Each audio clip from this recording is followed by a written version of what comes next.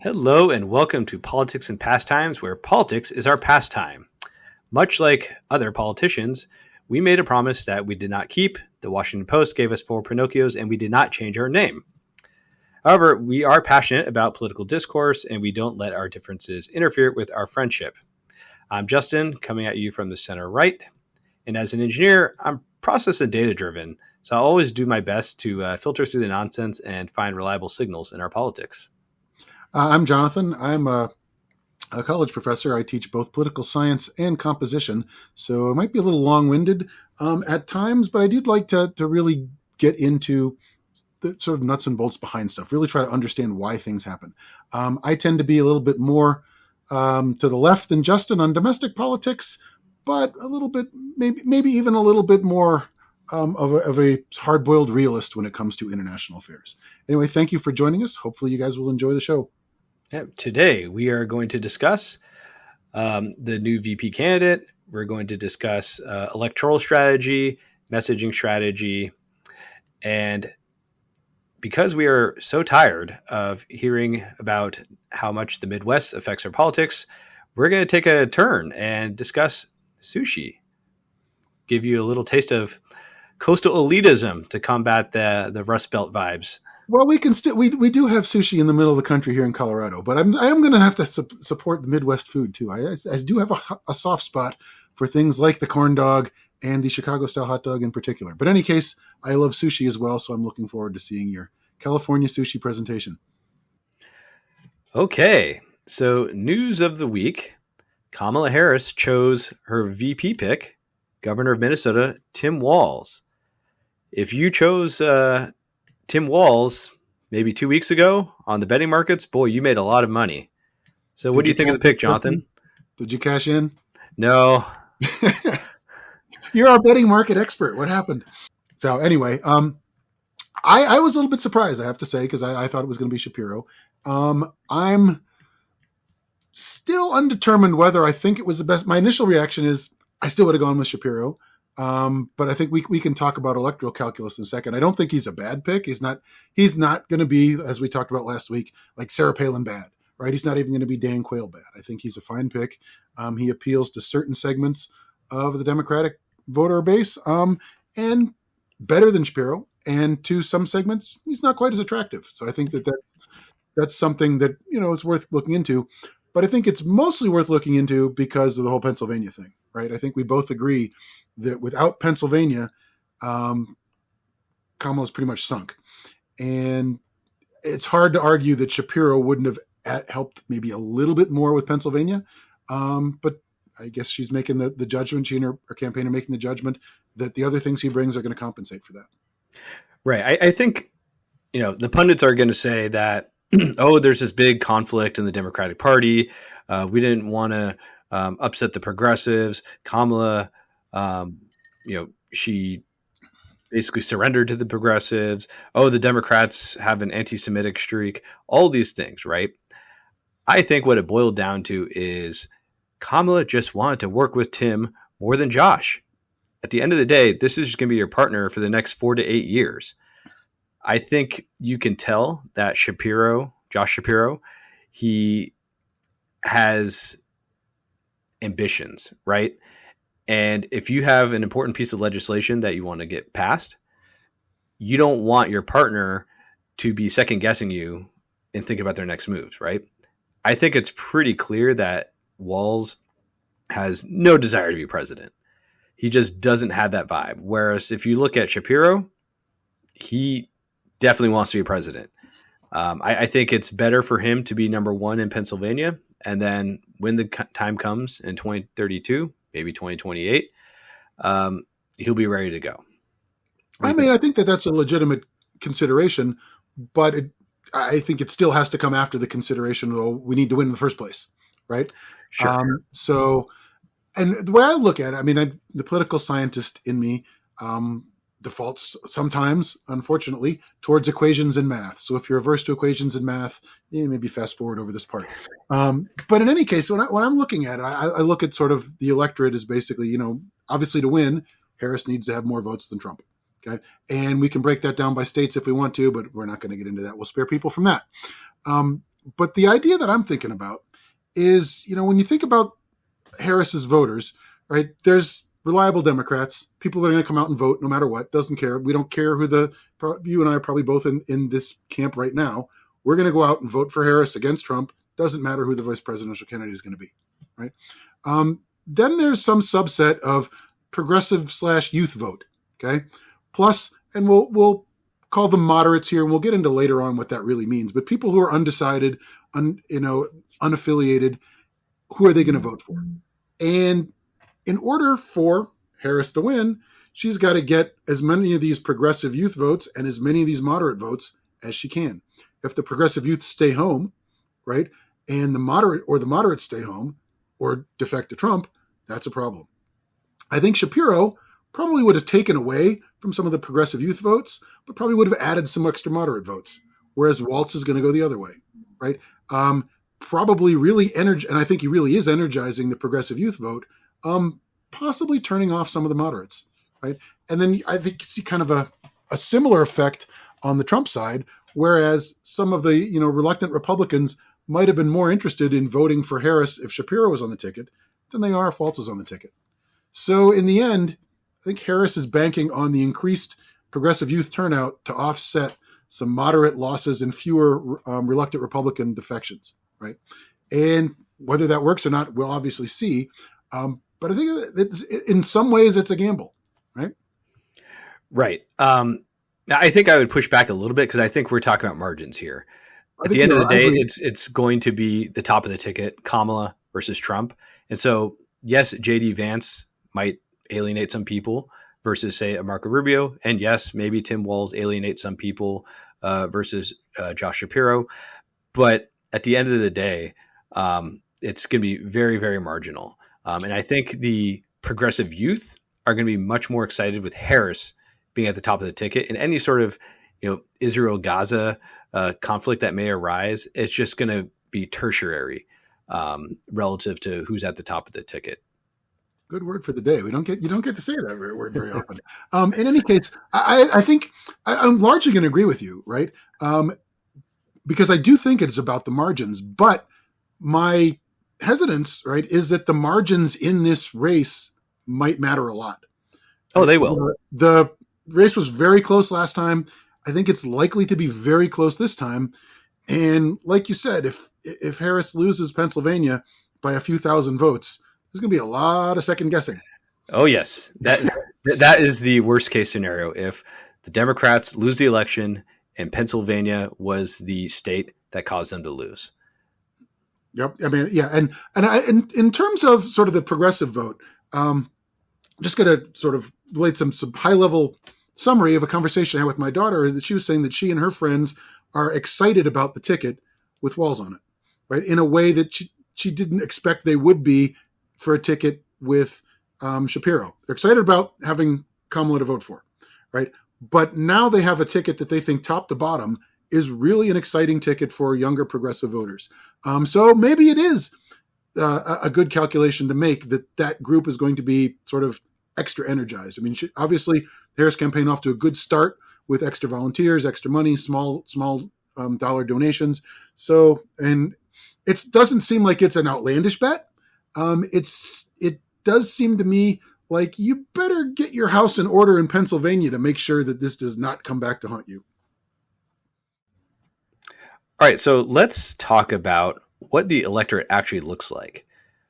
I think your equations are correct, right? You have your reliable Democrats, you have your reliable Republicans. So then the question is, well, how are you going to get people off the couch?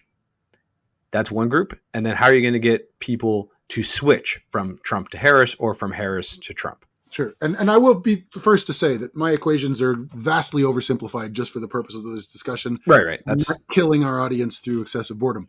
I can equation out, all day if we're interested. I know nobody isn't, so we'll just move on. And I think we're right to talk about, hey, you know what? We have one of your voters that's and then we have somebody that you can maybe pull in from the other side. And I think, as I mentioned before, that with this electorate, especially with the young progressives, Walz is a political scientist, so I'm going to say that a lot. But Walz is going to energize and pull those people off the couch, I think, in more ways than Shapiro would. I definitely think that's a plus in the Walz corner. So I think it really depends on how Walz portrays himself, right? And I think he's Sure. very interesting because he was able to unite the Democratic Party by having AOC saying great pick, but also Joe Manchin saying great pick, Mhm. right? So he has this capability to talk to both sides, right? He can say, yes, I passed a bunch of progressive policies, which is going to bring that those couch sitters off their couch to vote for something, right? And then on the other side, he is able to say, hey, look, I'm just your average Midwestern dude, right? And he doesn't appear threatening. He softens whatever threatening aspects of Harris, right? Because she can be portrayed as, oh, this elitist coastal liberal who's going to take your guns away. And then Walz softens that. He says, no, you know what? I ice fish. I'm good at shooting guns. I have my own gun. So don't worry about it. Let's just focus on the issues. And I think that's where he's going to be able to bring in some of those swing voters. Well, I think he also, just again, things in his corner, and I don't want to say, again, not a bad pick, just a different pick. But I do think another benefit is that he can pull in more union members. I think, the UAW right off the bat was saying, he's for school choice. We don't like that.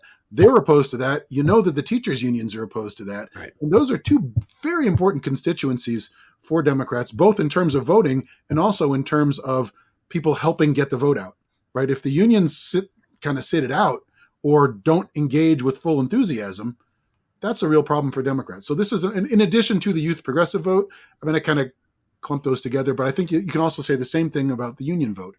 And again, there's a lot of union members who are not going to vote for the Harris Walz ticket. But I think some of the reluctant ones, I think Walz is going to help pull them in. So the aspect of a swing voter is interesting because they don't necessarily neatly fall into certain categories, right? So in the show notes, I have an article by political scientist Lee Drutman, and he basically breaks down what it means to be an independent voter, what it means to be a moderate voter, and what it means to be an undecided voter. And at the end of the day, I think when people say swing voters, they're talking about these undecided voters, right? Mm-hmm. Because you don't know if it's going to take a vote away from your side and add it to the other side, which basically counts as 2 votes, right? So you have to be very careful in how you portray yourself. Well, I think I wouldn't want to push on anybody to go read political science literature, because I can tell you that can get dry pretty dry pretty quickly. But I think it is important to note that political scientists have found some interesting things when looking at swing voters, independent voters, and most people are not true independents, right? Most people are independents. They're either basically Democrats or Republicans, but want to say, "Hey, I'm independent," right? That's the vast majority of them. Almost all of them. The ones that are truly undecided swing voters, they're basically the people that don't pay attention, right? They have no idea what's going on. They go about their lives. They're going to vote in a presidential election because, hey, it's a presidential election. Yeah. So to reach those different groups requires very different things, right? You're not likely to pull in too many of the independent voters that lean toward the other party, right? A Democrat isn't going to get the Republican-leaning independents very often. Same thing with a Republican pulling in the Democratic leaning independents. But you can reach the undecided. You got to do that in a completely different way. That's where, and we'll talk, I think we'll have some interesting things to say about this later in terms of messaging strategies, but where you need very simple messaging strategies. They're not going to read policy papers. They're not going to read your articles, even though we have very nice articles in our show notes. The truly undecided are not going to read them and use that to policy is not going to drive them, right? It's going to be just the zeitgeist, right? Yep. Hey, I heard this. This is the meme that is convincing to me. I'm going to vote this way. Yeah, it's going to be a strictly emotional vote. So let's talk messaging strategy. I think it would actually be really useful to look at some historical examples. I like to think I'm a young guy. So the earliest I want to go is the 2004 campaign between George W. Bush and John Kerry, because that was one of the first elections where, I was in AP Gov at the time. I was really partisan, very pro W, and I had a lot of feelings there. And since then, I've been able to, sort of parse what each messaging strategy was. So during 2004, I felt that Kerry is almost always on the defensive, which is interesting because he tried to portray himself as the person who could fix the colossal blunders that this administration caused by going into Iraq. Whereas W sort of spin that around and said, you know what? I'm the decisive guy. John Kerry, he's a flip-flopper. First, he voted for the war, then he was against it. He voted for NAFTA, then he was against it. You don't know where Kerry stands. I think that was very effective in reaching these kind of undecided voters that we're talking about, right? That they don't follow the policies. They don't follow the politics. They don't follow the international affairs. What they do follow is high-level headlines. And those high-level headlines can stick. And being a little bit older than you, I can go back to to me, the first messaging strategy that really resonated was way back in 1980, right, with the Republican primary. And I wasn't too old then. I wasn't a voting age, but I was paying attention. Probably says something about where my life trajectories ended up, that I was paying attention to the election at that age. But in any case, Reagan comes out with trickle-down economics, and George H.W. Bush is like, no, voodoo economics. And that is stuck in such a way that I'm sure you've heard that term. Oh, yeah. That's probably the best example, at least the most lasting example of effective messaging that I can come up with. And Bush then quickly had to turn and disavow that and say, you know what, I guess I was wrong when he became the vice president. But still, it was there. And if it was a better more viable Democratic candidate than Carter, might have made some real hay with that, right? But unfortunately for the Reagan folks, he wasn't able to do so, even though that attack really stuck home. And that's the kind of thing that all these campaigns should aim for, right? If you think about it, the average voter has no idea what trickle-down economics is. Right. None, right? But they know voodoo economics. That doesn't sound good. Right? That's exactly what you want to do. You want to get something that people are like, oh, I get what that means, right? And in some ways being condescending towards voters. And that's not really the approach you want to take.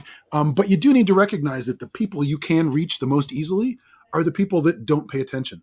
So you can't try to engage them in academic terms or things like that. You just need to say, this is the way it is. And if you do that really well, it can stick. Yeah. The most effective campaigns can capture the zeitgeist. I keep using that word. That's the word of the day. That's your word for the day. I'm going to drink every time you say zeitgeist. There you go. But if you look at 2008, we had the financial crisis. So what was the zeitgeist? We needed hope. We needed change, right? And, John McCain, who was the opponent of Barack Obama in 2008, he really didn't have much to do, right? He could only try and paint Obama as he's inexperienced. He was only in the Senate for 4 years. And Obama countered with, you know what? I'm going to pick the most experienced senator there is, Joe Biden. What are you going to do? And McCain responded with, well, I guess I have to be the maverick. I can stand up to my own party. If I need to, I'm going to choose Sarah Palin, who's actually a good pick for a while, if you remember. You forget everything there is to know about Sarah Palin, sure. So, if we go back, she was the governor of Alaska, and she was known to fight corruption, right? That's what she was portrayed as. And until she did that awful Katie Couric interview, she was really popular. But then she just portrayed herself as completely out of her element, right? Yeah, but if you she did was any completely vetting, unprepared. If you did any vetting of Sarah Palin and didn't immediately recognize she's dumb as a post, you're not doing your job particularly well. She, to me, it's a gamble, right? He didn't have much to play with, right? So he had to take the gamble. Well, that one went bust. 100%. If I were him, I would have gone with his other way, and I would have done everything I could to get Joe Lieberman to agree to be on the ticket. Yeah, that would have been a better, really interesting thing to do. So then if you move to 2012, you have Barack Obama versus Mitt Romney. And the economy at the time was still really bad. I remember back then it was pretty common to say Obama's worse than Bush. That was not uncommon, even among like center left people. They said, you know what? Like, yeah, Bush did a lot of bad things, but this economic recovery is terrible. I seem to recall somebody I know saying, thanks, Obama, every time something bad came up. Might have been you. Yeah. Tongue in cheek, as it were, but still really funny. Hey, at least I'm not just shouting Hussein Obama all the time, like Mr. Trump. So Obama, what he did was he said, you know what? I'm doing this for you. We're in this together. Mitt Romney, he's a corporate elitist. He's for the rich business people, and that's why he made that 47% comment. And to our viewers, that 47% comment was Mitt Romney said something to the effect of 47% of people do not pay taxes. And he was sort of basically saying that they weren't worth courting and stuff like that. Yeah, it was pretty divisive at the time. And I think, all of these messaging strategies we're talking about kind of, to me, point the way to how Trump has been successful with his succeed. Because if nothing else, I mean, I suppose we reluctantly have to give him credit that he's really good at reading his voters, right? Right. When you're trying to say Hillary Clinton isn't the choice for you, you could have all kinds of policy reasons and whatnot, but crooked Hillary is something people can get their head wrapped around pretty easily. Very easily. Oh, Hillary Clinton is corrupt. Crooked Hillary, lock her up, right? Build the wall. These are things you'd think in the abstract, Americans aren't going to fall for that. But the voters that are pliable, I guess, kind of do. They don't have a background in policy and they don't pay attention. They're disengaged. And I think the thing, if something can break through to them and really capture their attention, that's all you need to do to get to that group of voters. And it's hard to talk about without coming across like you're condescending and putting down the voters, because that's not what. There are plenty of reasons why you shouldn't necessarily live your life online, reading news all the time and watching news like we probably do more than we should. I like it, but I don't recommend it for everyone else. Exactly. There are, if you have a busier life and you don't have time for that, that's probably not a bad thing, right? So there are, if you're not spending your whole time analyzing policies, you got to get your information somewhere. And if somebody can say something that sticks with you, that's going to have an impact. Yeah. And I think Hillary Clinton, she had a pretty contentious primary with Bernie Sanders, and it should have been very clear at the time that the Zeitgeist, take a drink, was there was like this really strong anti-establishment trend going on. And that's why Bernie was so popular, because he was just unabashedly liberal. Says, I am going after the 1%. I'm going after all those billionaires, right? And, Hillary survived. And I think she decisively won. But she should have realized that Trump was going to be able to make effectively the same argument. Not about billionaires and the 1%, but about all the swamp, all these bureaucrats in Washington, D.C., right? And so Hillary Clinton, she's part of the swamp. She's the insider. I'm the outsider. I'm a businessman. I'm not part of the political system, right? And it was really effective. And he, despite all of his shortcomings with his xenophobia and things like that, he was able to win with a pretty divisive message because he understood the voters at and a she didn't do herself any emotional level. favor. She didn't do herself any favors by basically reinforcing it when she called them a basket of deplorables, right? Right. And that's the thing. She described a certain segment. They really were pretty deplorable people, like the outright bigoted people. But the thing is, they were part of the coalition. And if you insult part of the coalition, the entire coalition will take that personally. Well, yeah, and that's just the reality of politics. Especially when you don't make it clear that you're only referring to a subsection. It came across like she was saying Trump supporters are deplorable. Right. All right. If you want to do that, you're just basically reinforcing what Trump has said about you.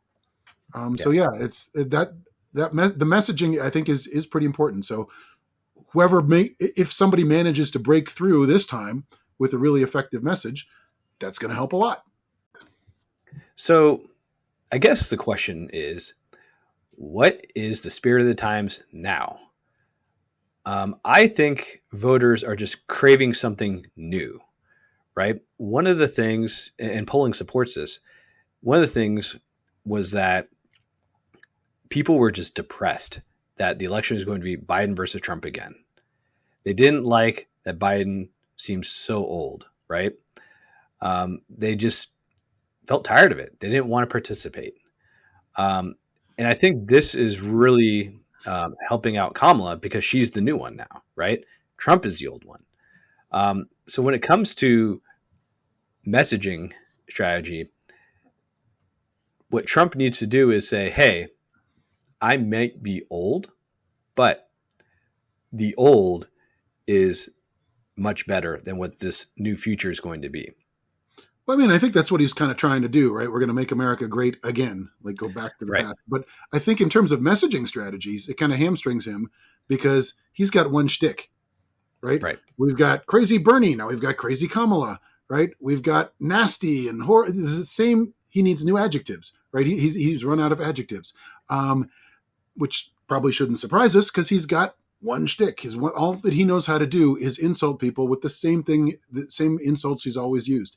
And he's got the same problems with America. America's a horrible place. We've got all this crime. People are dying. They're going to take your country. We're going to have World War III. Everything you can imagine that he's already said that put people off from the idea, oh, Lord, these two again. He's the exact same person. So I think he's going to have a really hard time having any new breakthrough, right, in terms of a messaging strategy that people can really grab onto, right?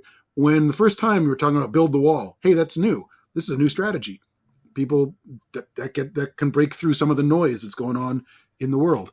But we're 8 years later, right? It's not new to anybody. Yeah, build the wall, right? And Mexico's going to pay for it, right? Like you said last time. We're going to finish the wall. Oh, okay. He's going to have a real challenge, and I think this is good, right? But he's going to have a real challenge in coming up with any sort of new strategy because he's got very few new ideas. Right. So he's basically going to have to play off the nostalgia factor, right? So he's going to say, hey, let's ignore COVID, which I think people want to do, right? They saw COVID as chaotic and they want to look fondly on the Trump years from 2017 until early 2020, where there was very few foreign wars going on, allegedly. The economy was great and prices were cheap. You were fine, right? What he would have to do is basically make you forget about all the other things that happened under him, right? That's what it boils down to. Well, yeah, and basically there's sort of that's basically what nostalgia is, right? People forgetting about the bad things that happened in the past just to embrace the good things that happened in the past. But he's pretty good at reminding people of the bad things every time he talks. Right. So he's not a very disciplined campaigner, which is probably Kamala's biggest asset, right? in terms of who's going to have a better messaging strategy. He's liable to say he will say anything that comes into his head. And who knows where that will lead us. So Democrats, they are using freedom as a pillar. Originally, that was freedom to make your own choices when it comes to reproductive health, basically the freedom to have an abortion. And they've really expanded it at an emotional level to basically say, hey, you're free to be who you want to be. The government is not going to get in your business. It's almost like a libertarian feel. Whereas you contrast that with J.D. Vance, right? He's weird. He's creepy. They want to get involved in, IVF, mifepristone, which is the pill that it's effectively the abortion pill, right? They're going to get in your business and you won't be able to be free. So that's one pillar of their strategy, right? Democrats are pro-freedom, Republicans are anti-freedom. And I think that ties into the way the Democrats are talking about the threats to democracy, right? Because if Republicans are sort of limiting they limit what you can do personally, they want to change the way that voting works, they want to take away even more freedoms through a bastardization or a corruption of our democratic system, right? And Trump has come out and said, "Hey, I'll only be the dictator on day one," right? And his latest thing is sort of an anti-effective messaging strategy. Oh, you religious people, if you vote for me this time, you'll never have to worry about voting again, right? Not a very optimistic approach if you're trying to get people to think, oh yeah, well, the Democrats, when they talk about freedom, who cares? Because it doesn't really matter. He's kind of reinforcing that idea on the Democratic side. And I also think Kamala is a little better positioned even than Biden to talk about freedoms, especially reproductive freedoms, right? Because people my age and older, a lot older than me, there's a lot of them, remember that Joe Biden oversaw Clarence Thomas's Supreme Court confirmation, right? And he only has himself to blame in some respects for having Clarence Thomas on the court, right? And he was a large voice, an important voice in terms of overruling reproductive freedoms. So I think for Kamala, it's even a stronger issue. I think Biden would have been able to make a Biden campaign would have been able to make some ground with it, but I think a Harris campaign can do even more with it. So I think I'd push back a little bit on that because I'm not convinced that voters really care that much about voting rights, January 6th, dictator for a day. That has been plastered in the media for years now, right? And yet Trump is doing pretty well still, right? He's still, in my opinion, the favorite to win right now. So I don't know if the Democrats should necessarily abandon that strategy, because Biden was hammering that, and obviously he's not the best messenger, but it just doesn't seem to be effective, right? Because it's too abstract, right? A lot of people can have freedom without having to get into the weeds of like, oh, how is the government set up, right? Sure. But I think what thing Kamala could do, she wants to do this, right?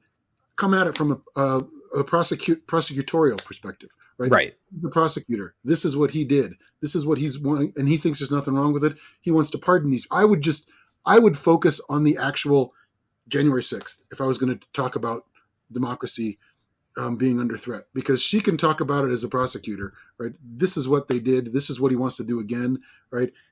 That's where I would do that. You're right. I wouldn't go too far down that, but I think it's that kind of thing that they all can kind of tie together in a little bit. So I think the people who, especially on from the right, the center right folks, the ones who really care about January 6th, they are already going to vote for Kamala no matter what. I'm talking about the Adam Kinzingers, the Tim Millers and things like that. Well, I think I think those are the reluctant Republicans, right? That some of them, I think, might have been more inclined to sit out if Joe Biden was still running. But I don't know. Maybe. We'll never really know. Right. I think you're right. That most of them, they're going to vote for Democrats anyway. Yeah, it's hard to say if people are going to care that much about it if you're still undecided. You've obviously sort of written that aspect of history off. Right. So going back to your point about Kamala being the prosecutor, I don't think it should be related to, what Trump did on January 6th or what he did during his administration. I think it should go to like an emotional level, right? She is tough, right? She is in a unique situation right now where she can redefine herself. She was number 2. She was hidden from public. People weren't particularly favorable towards her. She was just appeared kind of ditzy, goofy. Her portfolio was, mediocre at best. I would actually argue that her success when it came to her portfolio was not great, like a D. I don't know if you would disagree with me there. I would say incomplete, personally. As a professor, that's how I would grade her. I thought it was because I can't think of any massive achievements or anything that she did Right. or did wrong. She just didn't. Right. And I think that was a large part the president and the president's people kind of keeping her in the sideline, and she didn't really. I thought she'd have pushed herself out into the spotlight a little bit more, but she really didn't. Right. And I think there's also hesitation about her political talent, right? Because 2020 just, it wasn't her moment, right? No. You could be the most talented person, like say like a Pete Buttigieg, or even Barack Obama, for instance, right? But it might not be your moment. And if it's not your moment, then you know what? That doesn't say anything about you as a politician. It just means that you weren't the right fit for the time. Whereas now, I think she is. Yeah, she's a good fit, and I think she's learned a lot. Right. She, by watching how to successfully beat Trump, I think she's taken in a lot of lessons. So so far, so good, at least. Yeah. So she's really, like, some of the ads that she's come out with, she's saying that she's tough on the border, right? That kind of flies into the face of the evidence, but she's taking this emotional argument of, I am tough and I can get things done. And she's just going to inundate the Republicans, and they're just not going to be able to respond. That's one thing that I've actually been really surprised because Republicans tend to be really good at messaging, but they just seem so unprepared in this regard. And we'll talk about that a little bit about the Republican strategy. But one other point that I want to focus on is the positivity, right? The Democrats seem to be really happy. They're happy warriors right now. For the first time in a while. Right. And I think that kind of goes into what Obama had in 2008 with hope, right? Democrats basically need to say, hey, you know what? America is a place of opportunity. The future is bright, and we're going to be partners in that bright future. Yeah, I think they're doing a good job at setting that up, because certainly Trump's appeal, well, his attempts to appeal are, this country's gone to hell, right? Everything's horrible, crimes everywhere. The illegal immigrants are flooding the border all the time. All your money is being taken from you by the government. The economy is couldn't be worse, and we're going to wars everywhere, right? So he's doom and gloom, and I think they're doing a good job at being the optimistic party, and they really need to, because he's got doom and gloom covered, right? If you think the country sucks, you're going to vote for Trump. You're not going to think the country sucks and vote for Kamala. So she's got to make that dichotomy pretty plain. And I think I agree with you that she's done a pretty good job of doing that so far. That's where the distinctions really need to come. And I think she can also highlight that in Trump's doom and gloom, right? He doesn't have any answers. He's just saying, we're not them, right? This is horrible, and we're not the people that are making it horrible. What are you talking about? He said you can solve the Ukraine war in just one day. Well, that's true. But he might be just a little light on details, I'm just going to say, right? I haven't really seen the causal mechanism, as we'll say in political science, right? And it's just, his campaign is, they're terrible and we're better. And if she can have a campaign is like, we're pushing things forward, here's how we're going to do it. I think that's a really good distinction. But in a way, they are both about the future, right? I think one of the aspects that really hurt Biden was he wasn't talking about the future. He was basically saying, look at all the good stuff I did. Yeah, well, because of that, that's why you should vote for me. Around in the future. I think that's what voters thought, is like, yeah, at an emotional level, I think that's what it really boiled down to. So Trump is thinking about the future, right? He's saying the future with them is going to be bad because currently it is bad, and you're just going to keep going down that path. So we're giving you a choice. You can have the bad future with the Democrats, or you can have that nostalgic, rose-tinted, deep red future that was the past, right? And that's the choice that we're ultimately going to have to make in this election. Yep. And now, if you just one thing I want to talk about is sort of, maybe this could be our next segue into sort of Republican messaging. That the one thing I think is kind of a little new, a little, at least a shade of new, and possibly effective, is calling Kamala the border czar, right? Well, that was never really her opinion, her position. Title doesn't matter. If people think that, and that Right. seems to be gaining some traction, she's going to have to defend against that. So she's trying to do it by talking about how she's tough on the border and things like that. Right. But that's one way that Trump and the Republicans are trying to gain a little bit of control over the narrative. And that's one where I think there might be a little bit of success for them to have, because she's got some explanations. Oh, well, I was actually doing this and I was doing the other. No, but people don't, it's that they're not going to get past, hey, they say you're the border czar. That doesn't sound good. Right. But, in the show notes, this is actually a really interesting article. We talk about schemas, and it really, it does a really good job of explaining this emotional attachment that we have with politics, and how Kamala, she is able to redefine herself. She has effectively a blank slate when it comes to the schema. And she has been, and this is more tactical, she's been able to just flood the zone with how she should define herself. Whereas the Republicans are just, they haven't been able to define Kamala. They're trying to define Kamala and Tim Walz as the most liberal ticket since, George McGovern. Soft on crime, weak on the border. Right. Terrible economy. And we'll see how successful all this is, right? I think, I've mentioned previously that once Labor Day occurs, we'll start talking more about polling and things like that. But I just don't think we're going to be able to get any sort of effective signal into how effective the messaging is. At best, I think how quickly each campaign responds to certain messages is going to be a good indicator for success. Right. And I think along those lines, you're talking about with the schemas and the emotional attachments and the chance to reinvent yourself. I really thought, I know that Trump had a chance to reinvent himself. When you're shot and you survive an assassination attempt, if you want to reinvent yourself, I think people are going to listen. Right. And what really concerned me is if he had an opportunity, right? Like he could have said, I had a come to Jesus moment, exactly. And the press believed him. And if he really could pretend to do that for the next 90 days, I think he would have won in a walk. Right. If he'd come, you know what? I saw this. We're too divided. We need to come together. I need to stop doing this. The Democrats need to stop doing that, and they won't. So vote for me. I will unite the country. We will go from there. Right. People would have eaten that up. Right. And he would have won going away. Fortunately, he can't control himself.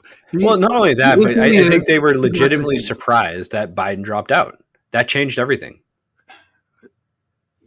Yeah, maybe. But I do you think he could have done that for 90 days? I don't. No, but I think that this massive change in electoral calculus, just the campaign in general, it forced him to become undisciplined. He ended up going back to who he is as a person. It spooked him, and here we are. Yeah. But I do think that when you talk about chance to reinvent himself, he had a great chance to reinvent himself. He just didn't take advantage of it. Yeah. Now, he'll say, that's not what the voters want. Well, maybe your voters. Hopefully, enough of the voters want that it'll come back to haunt him. So one of the last things I want to talk about is this recent attack on Governor Walz's military service. In the show notes, Adam Kinzinger, he served in, I believe, the Air National Guard, if I'm not mistaken. He wrote an article about how what Walz did was like the most reasonable thing. And so to give a quick background, Walz achieved a certain rank in the military, specifically the Army National Guard, and he retired after 24 years. Now, the timing of it was his unit was going to be deployed a few months after his retirement, number one. Number two, he was thinking about running for Congress at the time. So that's another important piece of information. And then number three, in order to retire at a certain rank, you have to fulfill certain requirements. And so what happened was he did achieve this rank. It was, I believe, Command Master Sergeant. I think Command Sergeant Major, wasn't it? Or yeah. Irrelevant. It's irrelevant. Yeah. And that really kind of gets to what I'm going to say in a minute, but go ahead. Finish up your point. He didn't do the relevant coursework to retire at it. And so he was not demoted, but he was retired at this particular rank. Which is a common thing in the history. It's very common. Right. I honestly, if I'm Walz, I'm not even going through all this to defend myself. Right. To me, the most easy way to defend yourself is I was in the National Guard for 24 years. You're telling me I jumped out, I didn't do my duty to the country when I served for 24 years? And then just ask, J.D. Vance, what have you done for 24 years? Right? Well, I mean, J.D. Vance would say, hey, I deployed to Iraq, right? And he did. Yes, as a combat correspondent. And he wasn't even the Full Metal Jacket combat correspondent. He was sitting in an office in Baghdad somewhere, right? But how long did you do it? And look, I don't want to denigrate anyone's service. That's true. I don't either. I think, but at the end of the day, these things are difficult because you can attack, and how you defend yourself is really tricky, right? Yeah. Because John Kerry took your advice in 2004 with the Swift attacks, and then for 2 weeks he just said he basically said, I'm not going to dignify these outrageous attacks, but they became ingrained in people's minds at an emotional level that, oh, John Kerry, I heard that he said bad things about his troops in Vietnam. He's a flip-flopper. Oh, so I guess it probably makes sense that he embellished his service record too. I think that's so you got to be very careful here. But I think today, right, when you're dealing with Trump and the Trump campaign, people are so used to them lying and just saying everything they want. It's a lot harder for any one particular accusation to stick, I think, for them than it was back in the original days of the Swiftboating. Even though Trump has brought back the guy who was behind the original Swiftboating. Right. Yeah. Trump's campaign manager, Chris LaCivita, was behind the Swiftboating attacks on Kerry. So small world, right? Isn't a coincidence. Yeah. But yeah, I mean, it's the kind of thing where I might, if I'm Walz, I might say, you know what, J.D. Vance, come talk to me in 20 years from when you retired and you've been there for 24 years, then you can tell me that I quit too early. Right. But he could say, JD, why didn't you re-enlist? Yeah. Why aren't you still there? Yeah. But again, he has to be careful, right? Sure. I think it's probably better for, folks like Adam Kinzinger to effectively act as surrogates. And also the media is very different now too, right? Information travels much faster. Yeah. I think in 2004 campaigns were much more centralized. Media was strictly TV and radio, effectively. You had were still around too. Yeah, newspapers. But now there are just so many different mediums. Yeah. And so I do think when you say you were in the military for 24 years, it's hard to paint somebody with the brush of you retired too early after 24 years. It's just, it doesn't make, I think that just doesn't strike the same note as, hey, John Kerry came back and was veterans against the Vietnam War. And so there's a disconnect there between a guy who was in the military for 24 years. Right. I think that I have a hard time seeing that being a real issue. All right. So typically we've done drinks, but to prove that we are not alcoholics, I decided to show off some sushi from one of my favorite places to just grab lunch. And let me just kind of go through what each fish is, and then we can talk about how to eat these things. So here, Justin's turn to start, so he should do the most California thing we could imagine. So exactly, away with the sushi. So right here we have albacore. Right here we have New Zealand sea bream or red snapper. This is Japanese yellowtail or hamachi. This is another type of yellowtail, which is called kenpachi. This is salmon with a little bit of sesame seed garnishment.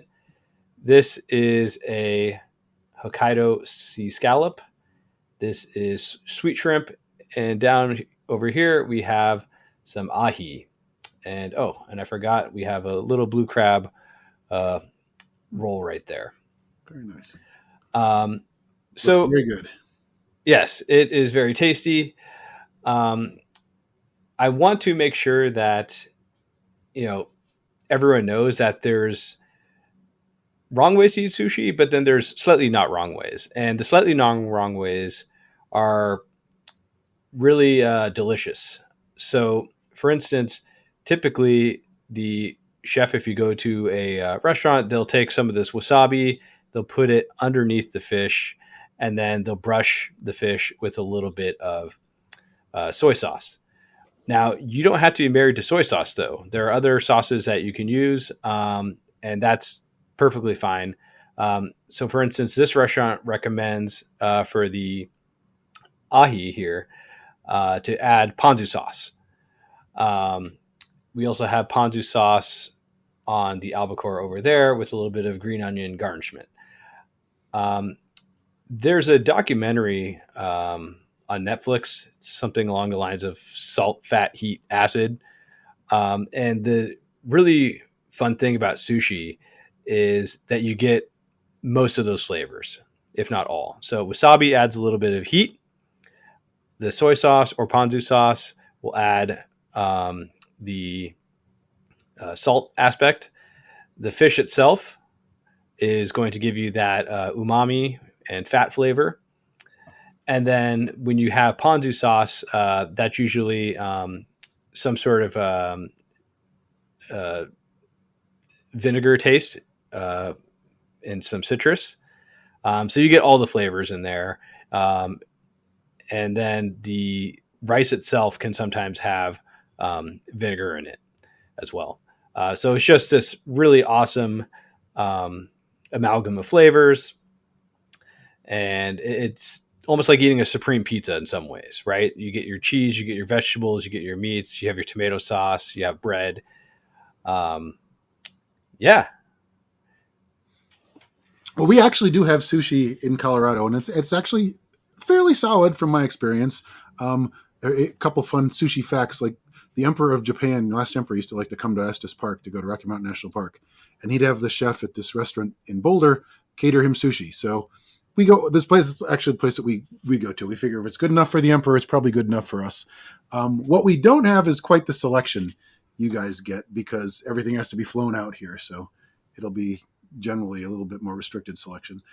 Scallops, for example, is one of my favorite sushis, but we don't get it very often. When we do get it, I make certain to try to have it. So that looks really good. Yeah, I'm a huge fan of scallops. Most people don't like it. Yeah, I don't understand that either. It's just that's beyond me. But yeah, I love scallops. I love them cooked. I love them raw like this.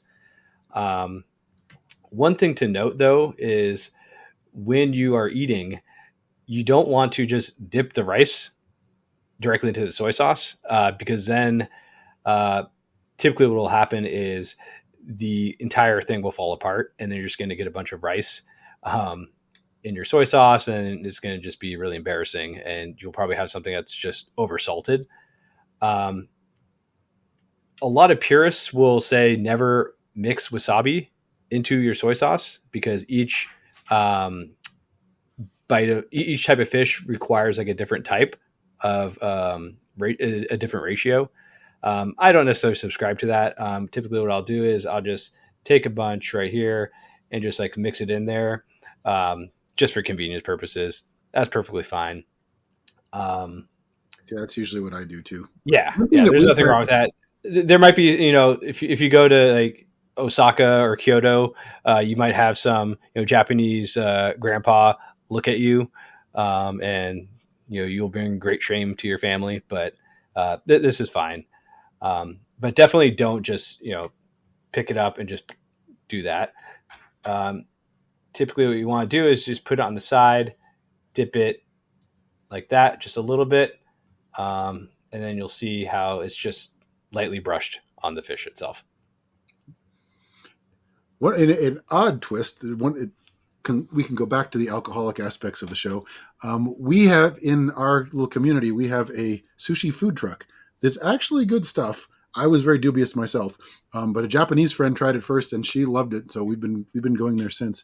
They have a very limited selection, but it's all really fresh. They get it from the same place as the restaurants do, and they do hand rolls, which is very nice to eat.